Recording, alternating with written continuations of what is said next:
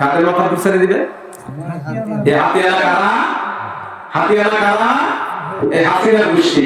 হাতিয়ালা কারা? হাসিনার গোষ্ঠী। এভাবেই পৃথিবীর শুরু থেকে মধ্যবর্তী পর্যন্ত পৃথিবীর যত বিদ্রোহী, যত কাফের মুশরিক, যতই জালেম এই পৃথিবীতে আগমন করেছে, প্রত্যেকটা জালেমকে আল্লাহ রাব্বুল আলামিন বড় জিনিস দিয়ে মোকাবেলা করে নাই, ছোট্ট ছোট্ট জিনিস দিয়ে মোকাবেলা করেছে। এই আবাবিল পাখিকে সমুদ্রের গহীনে নির্দেশ দিল, তুমি তাড়াতাড়ি চলে যাও। আব্রাহার বাদশা কিন্তু কাবাঘর ভাঙার জন্য আসতেছে। আব্দুল মুত্তালিব কাবাঘরের মুতাআল্লি ছিল। এই মুতাআল্লি আমার ঘর ছেড়ে গেছে, কিন্তু আমি আল্লাহ তো আমার ঘর ছেড়ে দিতে পারি না। আমি তো ছেড়ে দিতে পারি না। আর আমি যে আব্রাহার সাথে মোকাবেলা করব, এই আব্রাহাকে তো শক্তি আমিই দিয়েছি। জোরে বলুন সুবহানাল্লাহ। কি আশ্চর্য কথা! ওই জন্যই তো আল্লাহ রাব্বুল আলামিন পয়গম্বর মুহাম্মদুর রাসূলুল্লাহর ঊর্ধ্ব জগতের ভ্রমণ করার যে সূরাটা, সর্বপ্রথম ওই সূরাটার প্রথম আয়াতটা সুবহান শব্দ দিয়ে স্টার্ট দিয়েছেন।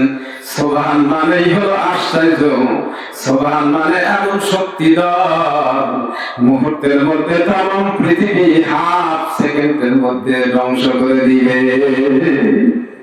কয় সেকেন্ড লাগবে? Half second. খালি আল্লাহ বলবে কুল, শেষ। কি হয়ে যাবে? কুল। এত শক্তির উৎস আল্লাহর হাতে থাকার পরেও আল্লাহ কখনো বান্দার উপরে নির্যাতন করে না। জোরে বলেন সুবহানাল্লাহ। এটা আমার আল্লাহর ভদ্রতা, এটা আমার আল্লাহর, জোরে বলেন, ভদ্রতা।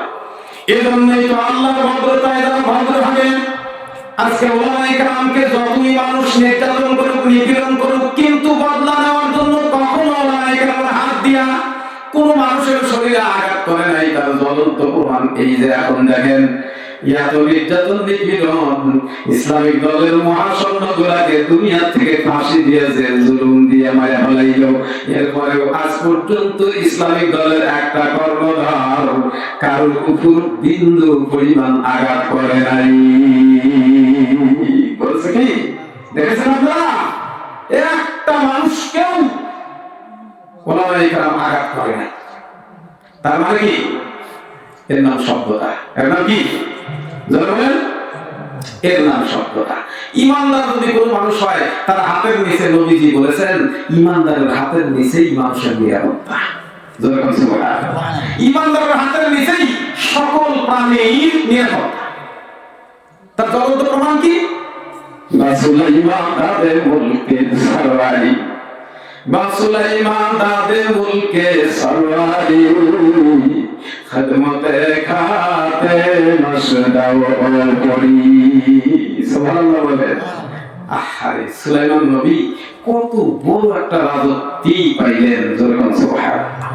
পৃথিবীতে সুলাইমান নবীর উপরে কেউ বাদশাহী পায় না। পৃথিবীতে এমন কোন বাদশা আছে যে বাতাসকে কথা শোনাইতে পারছে? পারছে? সুলাইমান নবী বাতাসকে বলেছে স্টপ, আল্লাহর হুকুমে স্টপ হয়ে গেছে। জোরে বলুন সুবহানাল্লাহ। সুলাইমান নবী জিনদের বলছে, এই জিনরা, আমি মরার আগে এই কাবাঘরের পুনর্নির্মাণ তোমাদের কমপ্লিট করে দেয়া লাগবে। সাথে সাথে সুলাইমান নবীর বাবা দাউদ আলাইহিস সালাম শুরু করছে, সুলাইমান নবী সমাপ্তি করছে। জোরে বলুন সুবহানাল্লাহ। তাহলে দেখেন কি পাওয়ার ছিল। এরপরে পাওয়ারের কোনো দুর্ব্যবহার করে না। মুসলমান ভাইরা আমার, সুলাইমান পয়গম্বর রাস্তা দিয়ে হেঁটে যাচ্ছেন, এরপরে ঘোড়ার পিঠের উপরে লাগাম ধরে যখন সামনের দিকে আগাচ্ছেন, হঠাৎ করে উপর থেকে নিচ দিকে প্রত্যক্ষভাবে তাকায় দেখে একটা পিপিলিকা হাসে। কি হাসে? পিপিলিকা। এমন বাদশা যে পিপিলিকার হাসাটাও জানে।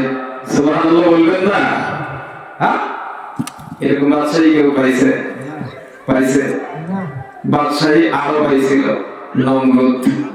নমরুদ বাদশা ছিল না? সাদাত কি ছিল? সাদাত কেমন বাদশা ছিল? সাদাতের জান্নাতটাও আল্লাহ দেখাইবে কিয়ামতের ময়দানে। সুবহানাল্লাহ। সাদাতের জান্নাত, তার কি কম দাম বাদশা ছিল? একটা জান্নাত তৈরি করছে, ওর সম্পত্তি কম ছিল।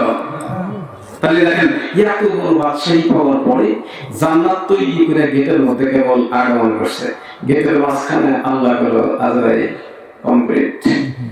সুবহানাল্লাহ। আজরাইল কয় আল্লাহ এত সুন্দর করে জান্নাত তৈরি করলো, তাই না কথা হবে না, কথা হবে এক সেকেন্ড আগেও না এক সেকেন্ড পরেও না। যেখানে বলেছি যখন বলেছি যে টাইম দিয়েছি টাইম অনুপাতে সাদ্দাতকে ধরো।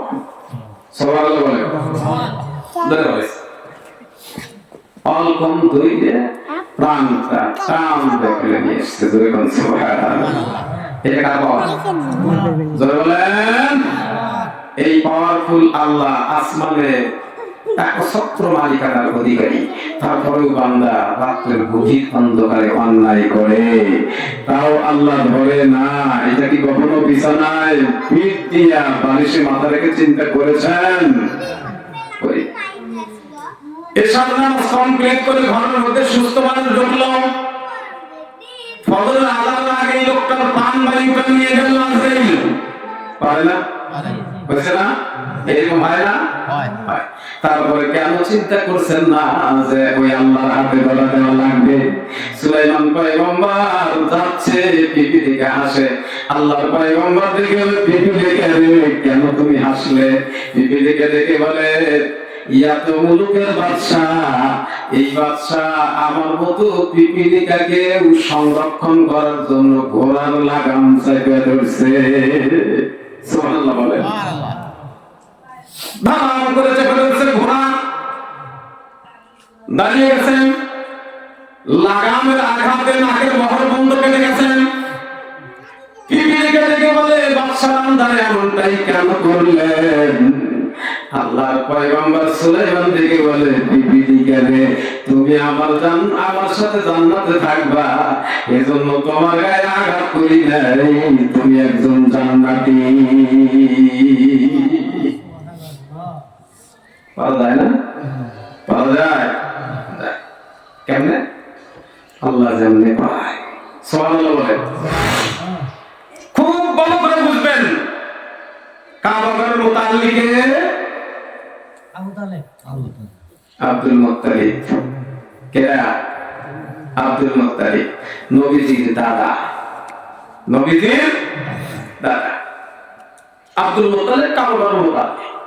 আল্লাহ আল্লাহর বাদশা আসছে, এই ঘর ভেঙে ফেলবো, এখানে আমি কি আর পারবো? আল্লাহ আমি চলে গেলাম। আল্লাহ কয় হায় হায়, তুমি সাহস করে যদি আমার উপর ভরসা রাখতে, সাথে সাথে তুমি বিজয়ী হয়ে যেতে। সুবহানাল্লাহ।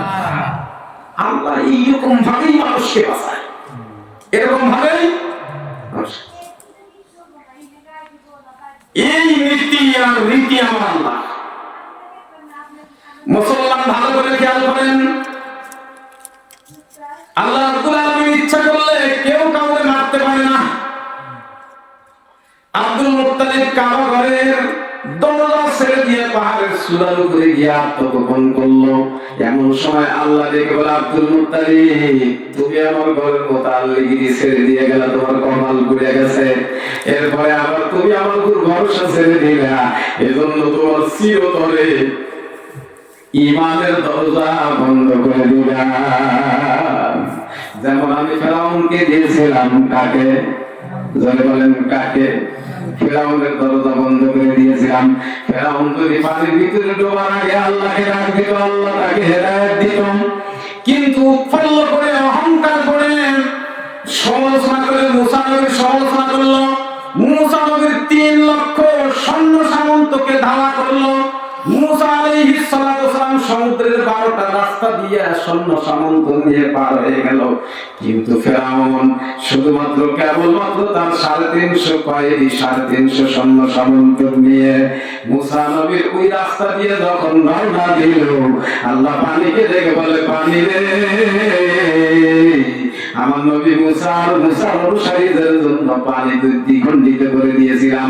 এখন আমার নির্দেশ হলো ফেরাউন এবং ফেরাউনের দলবলকে সমলে ধ্বংস করে দাও। এটা আল্লাহ পারে? কি বলেন পারে না? আবার আল্লাহ দয়াটা কত বড় একটু খেয়াল করে। ফিরাউন কয় আল্লাহ 3 বছর হলো জমিনে বৃষ্টি দাও না। কানা দেই না, তুই নেতা করতে আসলে তুই বললে বৃষ্টি দেবো। যখন সুবহানাল্লাহ। ফিরাউন কয় আল্লাহ আমি তো জানি যে আমার পাওয়ার নাই, কিন্তু আমি যে জাতিকে বলছি যে আমি তোমাদের খোদা, যখন নাউযুবিল্লাহ। আল্লাহ কয় ফিরাউন রে, শয়তানের পথ অবলম্বন করেছিস, সেজন্যই তো তুই বিপদে পড়ে গেছিস। কয় আল্লাহ বিপদে পড়িয়া যাওই হবো, জাহান্নামে দাও যেখানে দাও আমি যাইতে রাজি আছি, কিন্তু জাতিকে আর কথা বলার মতো সুযোগ আমার নাই, তুমি তাড়াতাড়ি জমিনে বৃষ্টি দাও। আল্লাহ দেখে বৃষ্টি তো তোরাতে বলে, কয় না আমি তো জানি যে আমি কোন সাপ। আল্লাহ আমি কি করতাম বল। ফেরাউন কয় আল্লাহ আপাতত আমার মান সম্মানটা বাঁচাও। সুবহানাল্লাহ। আমার আল্লাহ কত ভদ্রতা একটু খেয়াল করে দেখেন। এত বড় একদম নাফরমান যার দুনিয়া নাই আখিরাত নাই, এমন একজন ফেরাউন জমিনে বসে আমার আল্লাহকে ডাক দিয়েছেন। এজন্য আমার আল্লাহ বলেন আমার রহমান নাম যতদিন দুনিয়াতে আছে একটাবার আমাকে রহমান কইয়া আসমানের দিকে তাকায়া ডাকো, আমি আল্লাহ তোমার ডাকে সাড়া দিব। সুবহানাল্লাহ বলে। ফিরাউন কয় আল্লাহ রাতের গভীর অন্ধকার, এখন আমার জাতি সব ঘুমিয়ে গেছে, আমি লজ্জা শরম সব ফেলিয়ে দিয়ে এই রাতের গভীর অন্ধকারে তোমাকে আমি ডাক দিয়েছি। আল্লাহ তোমার চাইতে দয়াশীল পৃথিবীতে কেউ নাই, তোমার মতো পারলে আল্লাহ কেউ নাই, তুমি যা পারো তা কেউ পারে না। এজন্য রাতের গভীর অন্ধকারে তোমারে ডাক দিলাম। জমিন শুকায় গেছে, ফসল হচ্ছে না, আমার জাতি কি খাবে, এজন্য রিজিকের ফয়সালা দাও। আল্লাহ তুই জন্ম দে, তুই উৎপাদন কর। মুসলমান ভাইয়েরা আমার, আল্লাহ রাব্বুল আলামিন আরশে আজিম থেকে জমিনকে নোটিশ করে রেখেছিলেন, দেখে বলেছিল জমিন রে যতক্ষণ পর্যন্ত আমার নির্দেশ না আসবে ততক্ষণ পর্যন্ত তুই ফসল দিস না। সুবহানাল্লাহ। জমিনের উর্বর শক্তি আল্লাহ স্টপ করে দিলেন। আল্লাহু আকবার বলেন। মুসলমান ভাইরা এত নির্যাতন নিপীড়ন করার পরেও, এত বিদ্রোহ করার পরেও, এত নাফরমানি করার পরেও যেই মাওলা খাওয়ান সেই মাওলার নাম কি একটু বলেন না? রহমান। ওই মাওলার নাম কি? সুবহান। ওই আল্লাহর নাম একটু যখন বলেন না, একবার সুবহানাল্লাহ বলে জান্নাতের মধ্যে একটা গাছ তৈরি হয়ে যায়। কি গাছ? কি গাছ? যে ফল আপনি খাইবেন এই জাতীয় একটা ফল গাছ তৈরি হয়ে যায়। সুবহানাল্লাহ একটু জোরে বলেন। একবার আলহামদুলিল্লাহ বললেন, আরেকটা বৃক্ষ তৈরি হলো। আল্লাহু আকবার বললেন, আরেকটা বৃক্ষ তৈরি হলো। অফুরন্ত নিয়ামত জান্নাতের ভিতরে যখন মানুষ প্রবেশ করবে আল্লাহ রাব্বুল আলামিন ওই গাছগুলোকে নির্দেশ দিবে। দুনিয়ার জীবনে আমার বান্দারা কত কষ্ট করে জান্নাতে পদার্পণ করেছে, এই বৃক্ষ তোকে নির্দেশ দেওয়া থাকলো আমার বান্দা খালি ইচ্ছা পোষণ করলে তোর বুকে ফলটা ছেড়ে দিবি। আমার বান্দা ইচ্ছা করবে তোর বুকের ফলটা ছেড়ে দিবি। আল্লাহু আকবার। তাহলে আল্লাহ পারেন কি বলেন? পারেন না? পারেন। সেই আল্লাহ নোটিশ করছে কাকে? জমিনকে, বৃষ্টি দিস না। কি দিস না? ফেরাউন কয় বৃষ্টি নাম, বৃষ্টি নাম। এই বৃষ্টি কথা শুনোস না কা? জোরে কান নাউযুবিল্লাহ। আল্লাহ খালি আসমান থেকে তাকায় দেখে আর বলে, ও ফেরাউন তুই বৃষ্টিকে কতবার বললি বৃষ্টি দিল না? একবার যদি আমি আল্লাহরে বলতি তুই আমি বৃষ্টি কখন দিতাম, তুই টের পাইতি না। জোরে কান সুবহানাল্লাহ। আমি আল্লাহ ওই মালিক, আমি আল্লাহ ওই দয়াশীল, আমি আল্লাহ ওই মায়াশীল, যে আল্লাহর কাছে করুণা করে বলার সাথে সাথে আল্লাহ তাকে সম্পদ দিয়ে দেয়। আল্লাহু আকবার বলে। ফেরাউন কে আল্লাহ যাই ভুল হয়ে গেছে। কি হয়েছে? জোরে বলেন। আমার ভুল হয়ে গেছে আল্লাহ, এখন তুমি বৃষ্টি দাও। আল্লাহ ফেরাউন কে আর বলে না তুই ঈমান আন। আল্লাহ কয় দেখি তুই আমার নিয়ামত পাওয়ার পরেও কেমন রস, যেরকম সুবহানাল্লাহ। মুসলমান ভাইরা আমরা এমন সময় আল্লাহ রাব্বুল আলামিন মুসলমানদের বৃষ্টি আরম্ভ করে দিল। ফিরআউন রাতের গভীর অন্ধকারে পাহাড়ের চূড়ায় গিয়ে পলায়ন করেছিল। এই পলায়ন করে পাহাড়ের চূড়ায় 7 দিন 7 রাত খবর নাই। ফিরআউনের জাতি কয় খোদা পালাইছে। সুবহানাল্লাহ বলে। আল্লাহ পালাইছে রে। আল্লাহ কোথায় বলেন? খোদা পালাইছে। এই খোদা বৃষ্টি দিব। এই ভবনের কাছে বল। হবল মূর্তির কাছে গিয়ে জাতি বারবার বৃষ্টি চায়, বৃষ্টি নাই। বৃষ্টি আল্লাহ দিবেন না, কিন্তু মুহূর্তের ভিতরে ফেরাউন যখন আল্লাহকে রাজি করে বানাইছে, আল্লাহ তখন মুসলমানের বৃষ্টি দিল। জাতি মনে করলো বৃষ্টি কোত্থেকে আসলো, ফেরাউন এসে আমি পাঠাচ্ছি। আল্লাহ দিল বৃষ্টি, ফেরাউন কয় আমি দিয়েছি। আল্লাহ কয় ঠিক আছে তুই বলতে থাক, তোর বলার পাওয়ার আমি দেখব। আব্দুল মুত্তালিব পাহাড়ের চূড়ার উপরে গিয়ে পলায়ন করেছে, আর আল্লাহকে ডাকতে বলতেছে আল্লাহ। পাহাড়ের চূড়ার উপরে বসে বসে হাত ধরে আল্লাহকে ডাকতেছে রব্বুল আলামিন, আমি তো জানি এই কাবাগর ধ্বংস করার শক্তি কারো নাই, কিন্তু আমার হিম্মত হলো না ওই আব্রাহার জালেম বাদশার কাছে থাকতে। আল্লাহ কয় যা তুই বলা। আল্লাহ কয় আবাবিল কোথায় যাবে? আল্লাহ রেডি রেডি। আল্লাহু আকবার বলেন। আল্লাহ রেডি। কয় যা যা যা সমুদ্রের গভীরে চলে যা। আবাবিল পাখি সমুদ্রের গভীরে ডুব দিয়ে গিয়া আল্লাহ প্রদত্ত সেই বিষাক্ত পাথরগুলা, যেই পাথরগুলা আবাবিল ওই আব্রাহার বাদশা 11টি হাতির উপরে সওয়ারি হয়ে পাথরগুলা নিয়ে আসছিল। মুসলমান ভাইরা ওই পাথরগুলা আল্লাহ রাব্বুল আলামিন উৎপন্ন করে রেখে দিয়েছিল সমুদ্রের গহীরে। ওই পাথরগুলা আবাবিল পাখি নিয়ে এসে আব্রাহার বাদশা মক্কাতুল মুআজ্জামায় মাত্র 3 কিলোমিটার আগে আব্রাহার জালেমের উপরে পাথরগুলা আবাবিল পাখি ছেড়ে দিল। সুবহানাল্লাহ বলেন। এই পাথরগুলো উপর থেকে ছেড়ে দিল। কিতাবে প্রমাণ করে সূরা ফিলের ভিতরে, সূরা ফিলের তাফসীরের ভিতরে দেখেছি, তাফসীরের ভিতরে আসছে এই আবাবিল পাখি উপরে থেকে ঠোঁট থেকে খালি পাথরগুলো ছেড়ে দিয়েছে, আর কুদরতি শক্তি দিয়ে আল্লাহ এই আব্রাহার বাদশা সহ 11 হাতির সমস্ত সৈন্য সমর্থনগুলোর মাথার ভিতর দিয়ে ঢুকিয়ে দিয়া পায়খানার রাস্তা দিয়ে বের করে দিয়েছে। যখন নাউজুবিল্লাহ। যেমন আল্লাহ তাআলা আবুল হাবকে শাস্তি দিয়েছে। কাকে? এই আবুল হাব আমার রাসূলের সবচেয়ে পরম দুশমন। যেমন বর্তমান যুগে হাসিনার গোষ্ঠী ওলামায়ে কেরামের দুশমন।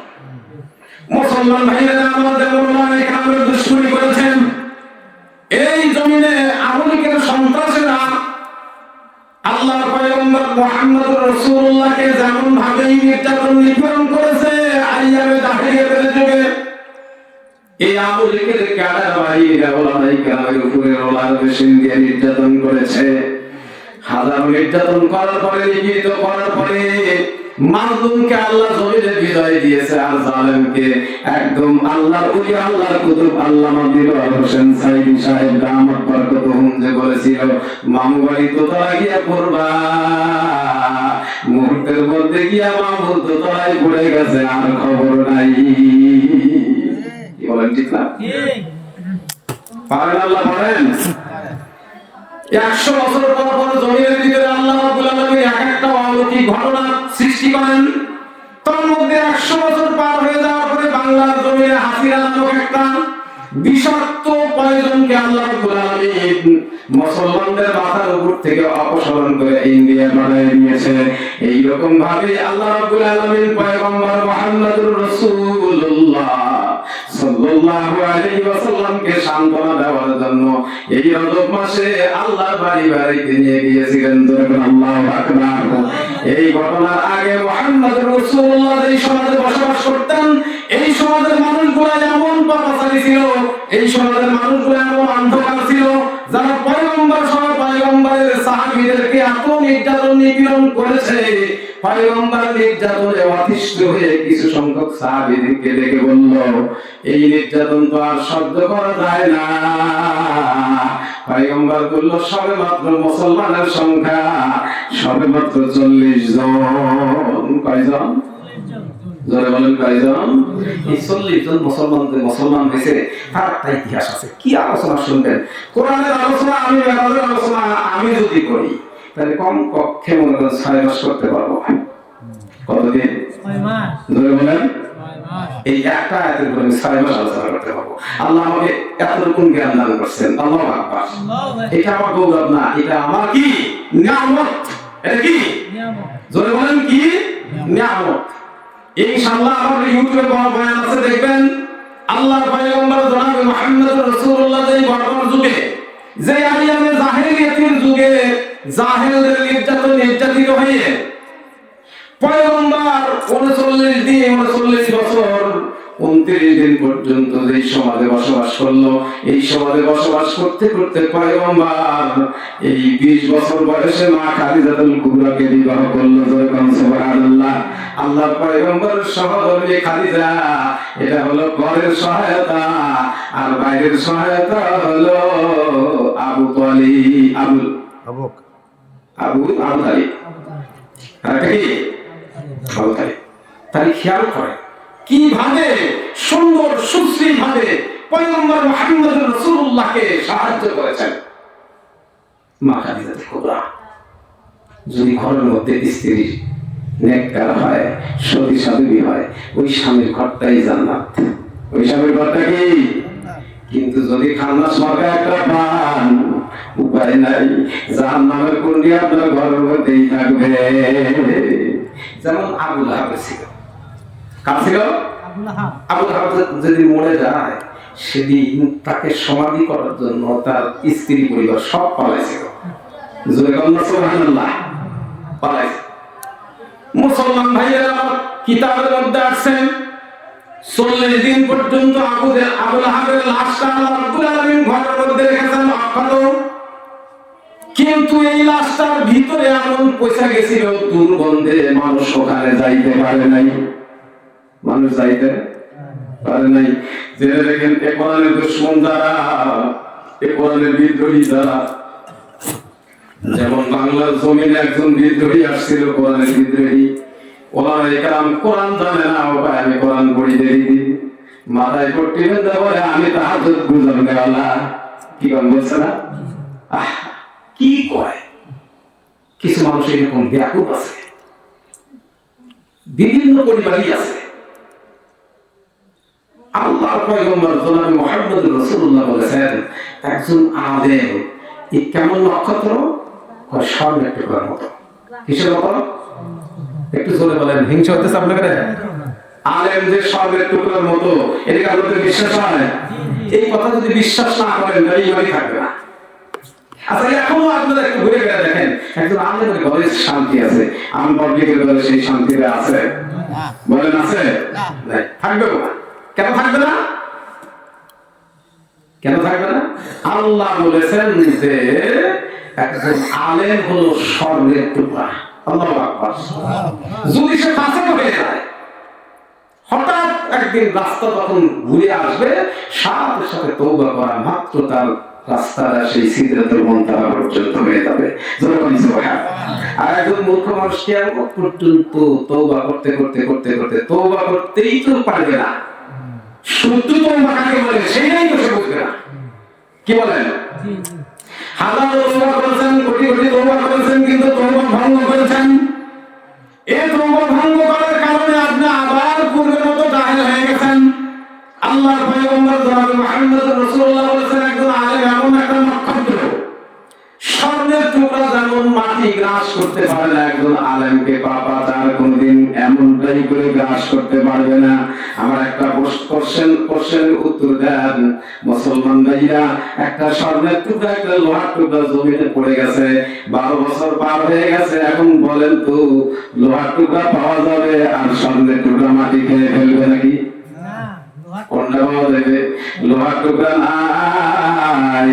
পয়গম্বর বলেছে, একদম সাধারণ পাবলিক হলো এমন, কখন কে কিভাবে তাকে পাপাচারে লিপ্ত করে দিবে, পাপের ভিতরে ঢুকে পড়বে, তার জীবন শেষ, মাটির মতো ধুলা হয়ে যাবে।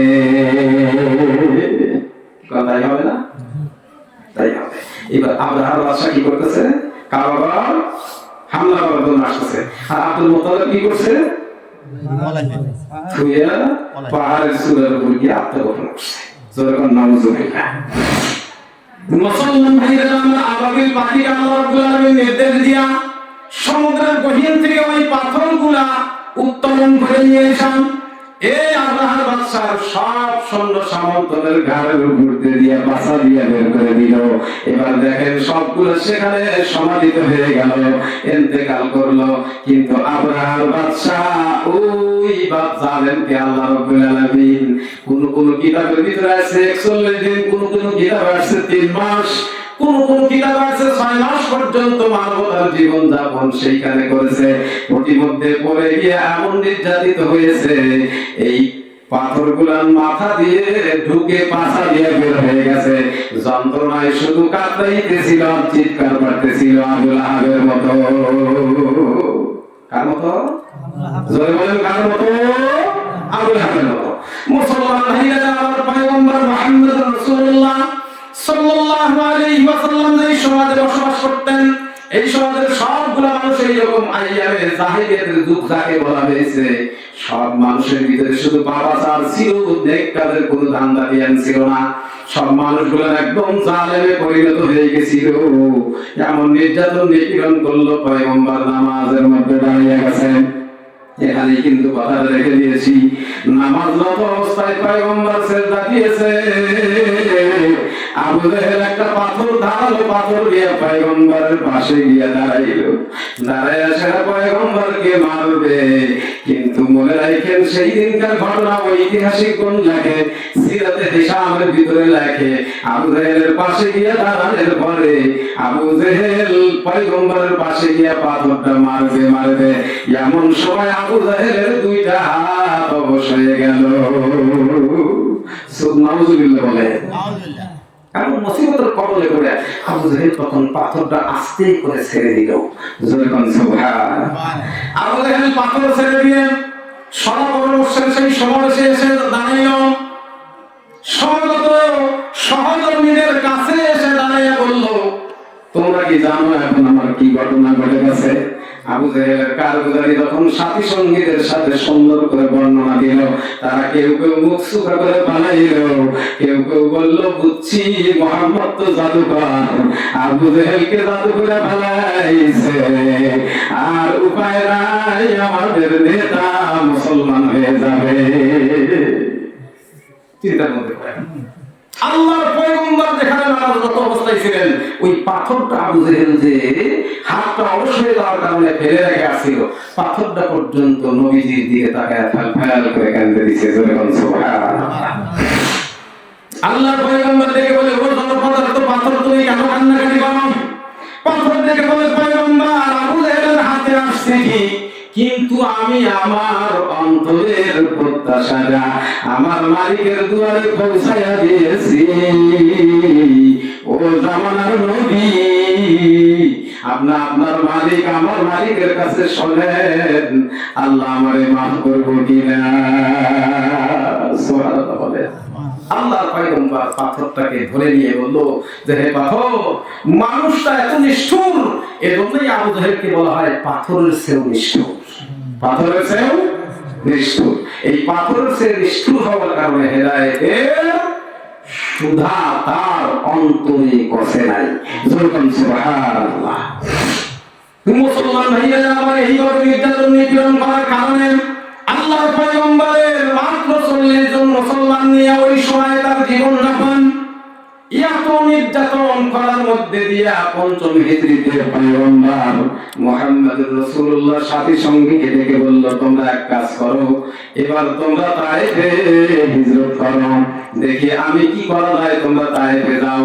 এবার 40 জন মুসলমান, তার মধ্যে হলো 50 জন মুসলমান, তার মধ্যে হলো 40 জন পুরুষ আর 10 জন নারী।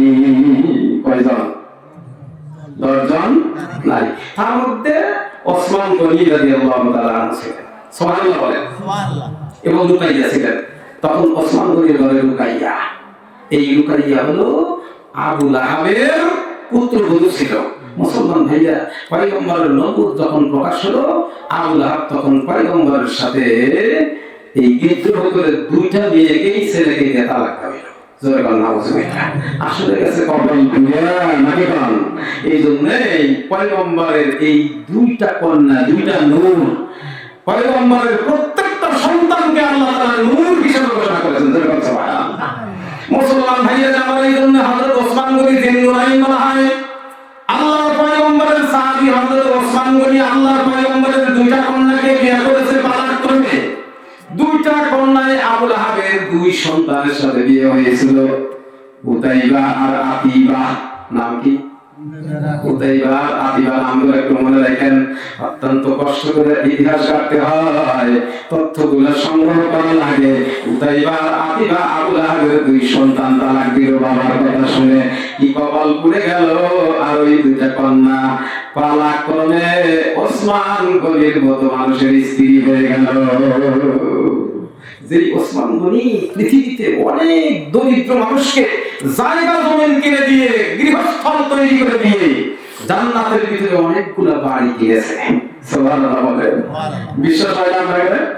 এই দুনিয়া থেকে জান্নাতের বাড়ি কেন যায়? বিশ্বাস হয় না?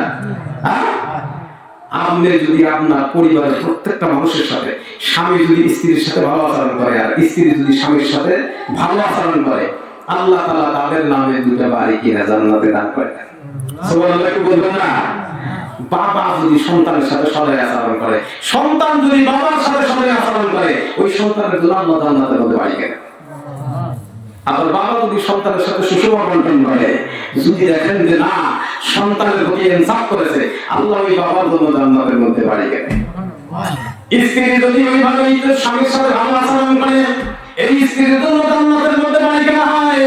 আর যে স্ত্রী ফেরাউনের মতো, যে স্ত্রী লূত নবীর স্ত্রীর মতো বেহায়া, লূত নবীর স্ত্রীর মতো নাফরমান, ও মুসলমান, ওই স্ত্রীকেও আল্লাহ রাব্বুল আলামিন কিয়ামতের ময়দানে জাহান্নামের ভিতরে একটা বাড়ি দান করবে।